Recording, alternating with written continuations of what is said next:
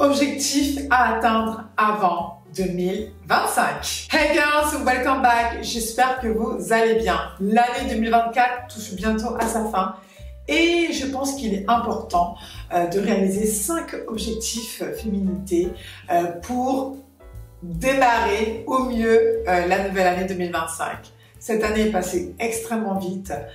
Je ne sais pas si pour vous, vous ressentez la même chose que moi, mais je me rends compte que plus on avance dans le temps et plus le temps passe vite. Et j'ai l'impression qu'il faut toujours être rapide, rush.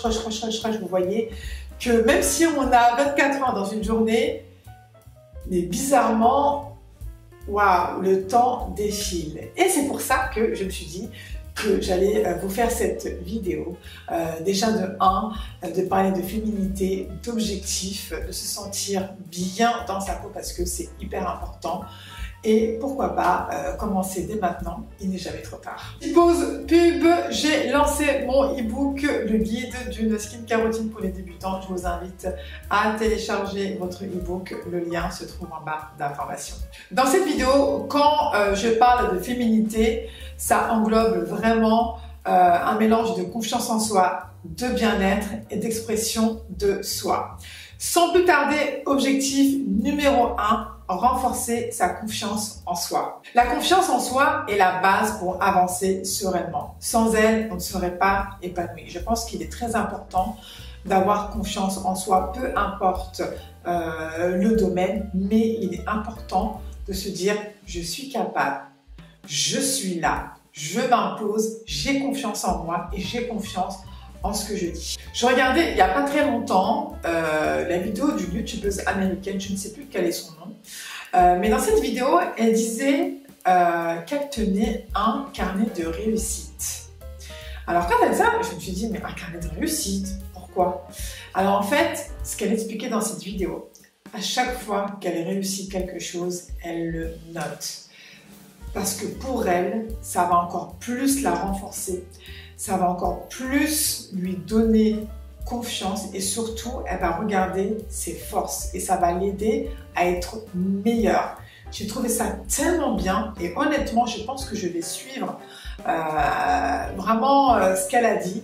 Je vous dirai, mais je pense qu'il est important aussi de fêter ses réussites, de noter ses réussites, peu importe, mais il est primordial de le faire et je pense que à ce moment-là, tu peux te dire « Ah ouais, quand même, hein, j'ai fait ça, tu vas rouvrir ton carnet et tu vas voir toutes tes réussites. Objectif numéro 2, prendre du temps pour soi. Oui, je sais, je le répète assez souvent parce que c'est hyper important, les girls, de prendre le temps pour soi, ne serait-ce que 5 minutes. C'est vrai que là, durant l'année, il y a pas mal de stress et pour redémarrer une nouvelle année 2025, on a besoin de bien recharger ses batteries.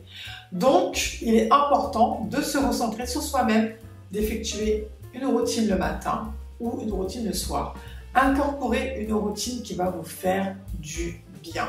Fixez-vous aussi des moments de déconnexion totale, sans téléphone, sans écran et passez plus du temps à méditer, à lire, à écrire, à passer du temps avec les gens que vous appréciez sans être constamment avec votre téléphone. Objectif numéro 3, apprendre à dire non. Oui, je le répète assez souvent, mais je trouve qu'il est important de se recentrer sur soi-même. Dire non ne veut pas dire qu'on est égoïste, absolument pas. C'est juste que, tu vois, j'ai d'autres priorités pour moi en fait, ok?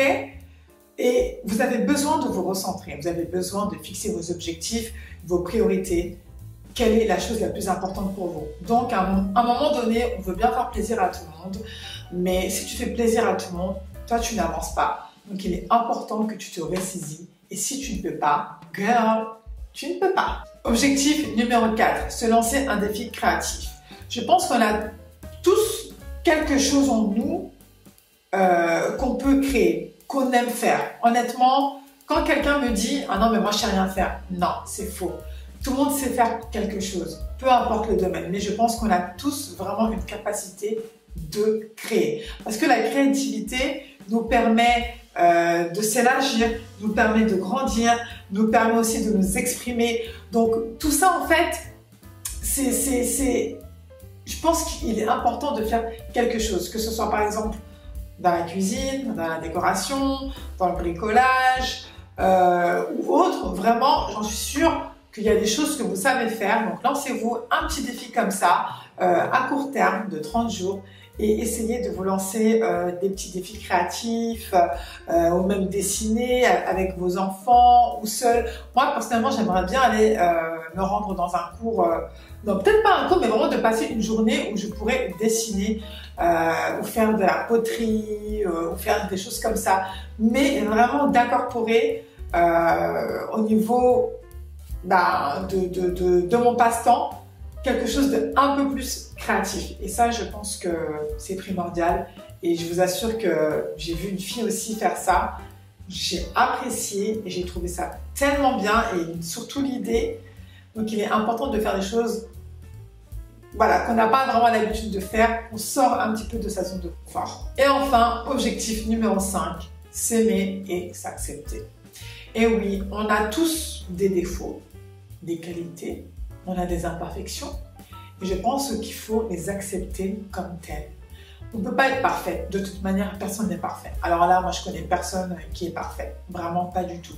Donc je pense qu'il faut, se dire ok, en fait je suis comme ça, on m'accepte comme je suis. Voilà, je suis comme ça. Bon après, attention, à petite dose, hein. C'est pas genre si je commence à faire des choses vraiment extravagantes, il faut que les gens m'acceptent comme ça. Non. Quand je parle de ça, c'est vraiment des petites imperfections ou des petits défauts que je trouve mignons, vous voyez, dont ça peut passer et c'est comme ça que vous êtes en fait. Et ça ne changera pas. C'est juste plutôt dans ce sens-là. Et de vous dire aussi que vous êtes capable, que c'est pas parce que vous êtes comme ça que vous ne pourrez pas avancer. C'est pas parce que vous avez ce tel défaut que vous ne pourrez pas le faire.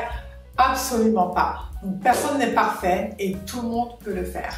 Je vous résume en rapide les objectifs que vous devez atteindre avant 2025. La confiance en soi, prendre le temps pour soi, apprendre à dire non.